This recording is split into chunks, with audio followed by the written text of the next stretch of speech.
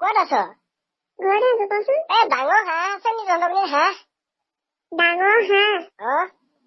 ডাঙৰ হাঁহ এতিয়া ক'ত পাওঁ নাই নহয়। কি কবি আৰু বুজিছ নে সৰস্বতী আহি পশ্চিমবংগৰ পৰা যেনে অসম সোমাইছিলে হাঁহটো লৈ গুচি গ'ল নহয়। সঁচা তই 22 তাৰিখে বোলে আমাৰ ইয়ালৈ অহা কথা দেই আমাৰ আনাপা চানাপা এনেকে সোমাই মেলি যোৱা কথা মোক ডাইৰেক্ট ফোন কৰিছে বোলে অসম সোমাইছোহি হাঁহটো নাই নহয় বোলে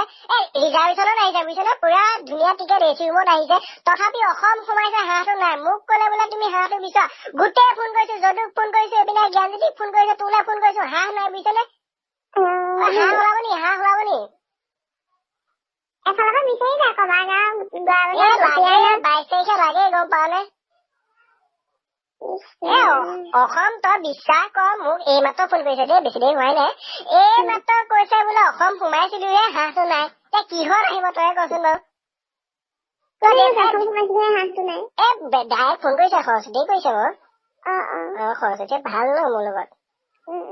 সেইকাৰণে এইবোৰ বাদ দে ভাল বেয়া কিন্তু মোক এতিয়া হাঁহ এটা লাগে বুজিছা নে মোৰ মান সন্মান নাথাকিব নহয় মোৰ আন্দাত মই অসমলৈ আনিলো 22 তাৰিখে বোলো মই আপোনাক পূজা কৰিবলৈ চবকে অৰ্ডাৰ দি দিছো গোটেই অসমত পূজা হয় নহয়